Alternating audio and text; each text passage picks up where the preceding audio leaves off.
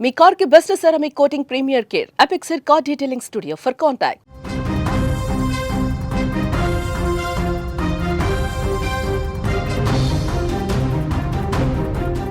ఐబొమ్మ ఇమ్మడి రవి మొదటి రోజు విచారణ ముగిసింది. సైబర్ క్రైమ్ పోలీసులు అతన్ని సుమారు 6 గంటల పాటు విచారించారు. వేలాది సినిమాలను పైరసీ చేసిన రవిని సైబర్ క్రైమ్ పోలీసులు ఇటీవల అరెస్ట్ చేసినటువంటి విషయం తెలిసిందే. అతన్ని మరిన్ని వివరాలు అతని నుంచి రాబట్టేందుకు వారం రోజుల పాటు కస్టడీకి ఇవ్వాలని కోరితే నాంపల్లి కోర్టు 5 రోజుల పాటు కస్టడీకి అనుమతించారు. మొదటి రోజు కస్టడీ ముగిసింది. అతన్ని మొదటి రోజు అదుపులోకి తీసుకున్న సైబర్ క్రైమ్ పోలీసులు విచారించారు. అతని బ్యాంకు లావాదేవీల మీద ఆరా తీసినట్టుగా సమాచారం ఉంది. నెట్వర్క్, ఇంటర్నెట్ సోర్సులపై విచారణ జరిపారు. ఇమంది రవిపై ఫారినర్స్ యాక్ట్ సెక్షన్ను కూడా పోలీసులు చేర్చారు. ఎన్ఆర్ఈ, క్రిప్టో కరెన్సీ, వ్యాలెట్లు, బ్యాంకు ఖాతాలపై విచారణ చేశారు. ఐబొమ్మ తిరిగి యాక్టివేట్ కావడంపై కూడా ప్రశ్నించారు. అయితే రవి దగ్గర నుంచి ఎలాంటి సమాధానం రాలేదని సమాచారం. వీటన్నిటితో పాటు పోలీసులు ఐబొమ్మ వెబ్సైట్, ఐపీ అడ్రస్ సర్వర్లపై కూడా దృష్టి సారించారు. ఐబొమ్మ వెబ్సైట్ను నిర్వహించేందుకు నిందితుడు పలు అడ్రస్లు మార్చినట్లుగా విచారణలో గుర్తించారు. 65 మిర్రర్ ఆపరేటర్ల వివరాలపై పోలీసులు ప్రశ్నించారు. డబ్బుల వివరాలపై కూపీలాగారు. అతని మొబైల్లో పోలీసులకు ఎలాంటి సమాచారం లభించలేదని తెలుస్తోంది.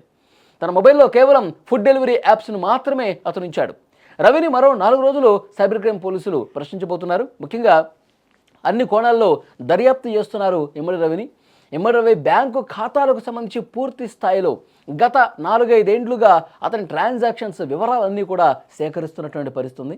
అలాగే కరీబియన్ దీవుల్లో ఉండి ఒక డొమైన్తో, అలాగే హైదరాబాద్లో ఇంకొక డొమైన్ ఏర్పాటు చేసి పైరసీ చేసి ఆ సినిమాలన్నింటినీ కూడా ఉచితంగా ప్రజలకి తీసుకురావటం, సినిమా ఇండస్ట్రీకి వేల కోట్ల నష్టం కలిగించినటువంటి విషయానికి సంబంధించి అసలు దీన్ని ఎక్కడ స్టార్ట్ చేశాడు, ఎలా స్టార్ట్ చేశాడు, దీనికి ఏ విధంగా ఇతని టీంలో ఎంతమంది ఉన్నారు, ఈ అన్ని వివరాలను కూడా సేకరిస్తూ ఉన్నారు. ముఖ్యంగా ఈ పైరసీ వెబ్సైట్ ద్వారా ఏవైతే బెట్టింగ్ యాప్స్ని ప్రమోట్ చేసి వాళ్ళ నుంచి కోట్ల రూపాయలు ఏ విధంగా వసూలు చేశాడు, ఇవన్నీ కూడా క్లియర్ కట్గా ఇమ్మడి రవిని ప్రశ్నించబోతున్నారు. అలాగే కరీబియన్ సిటిజన్షిప్ ఉంది కాబట్టి ఫారినర్స్ యాక్ట్ కూడా ఆ సెక్షన్ను కూడా ఇతని మీద జోడించినట్టుగా సమాచారం వస్తుంది. క్లియర్గా అతని మొబైల్ డేటా, అతను వాడినటువంటి ఈ వెబ్సైట్లో ఏదైతే సాఫ్ట్వేర్ని ఇన్బిల్ట్గా చేసి దాన్ని వాడాడో దాని గురించి, అలాగే ఇతను సహకరించినటువంటి వ్యక్తులు ఎవరు, దీని మీద కూడా కూపీలాగుతూ ఉన్నారు. అతనికి ఎంతమంది టీమ్స్ పనిచేస్తూ ఉన్నాయి.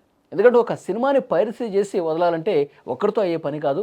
కింద ఎంతమంది టీం మెంబర్స్ ఉన్నారు, ఏ ప్రాంతాల్లో ఎవరెవరు ఇతనికి సహకరించి ఈ విధంగా పైరసీకి ఉపయోగపడ్డారు, అన్ని కోణాల్లో కూడా దర్యాప్తు చేస్తున్నటువంటి పరిస్థితి ఉంది. ఈ 4-5 సంవత్సరాల్లో ఎంత డబ్బు కూడబెట్టాడు, ఆ కూడబెట్టినటువంటి డబ్బంతా కూడా ఎక్కడ దాచాడు, వీటికి సంబంధించి పూర్తి స్థాయిలో ఇన్వెస్టిగేట్ జరుగుతున్నటువంటి పరిస్థితి ఉంది. ఇప్పుడు ఐబొమ్మ పేరుతో ఇంకొకటి వెబ్సైటు ముందుకు రావటం, దీని వెనకాల రవి పాత్ర ఏమైనా ఉందా, లేదంటే వేరే వ్యక్తులు దీన్ని స్టార్ట్ చేశారా? ఒకవేళ ఇతని ప్రమేయం ఉంటే, ఇతని టీం మెంబర్సే దాన్ని స్టార్ట్ చేసి ఉంటే కనుక దాన్ని కూడా పూర్తి స్థాయిలో ఛేదించే పనిలో ప్రస్తుతం పోలీసులు ఉన్నారు.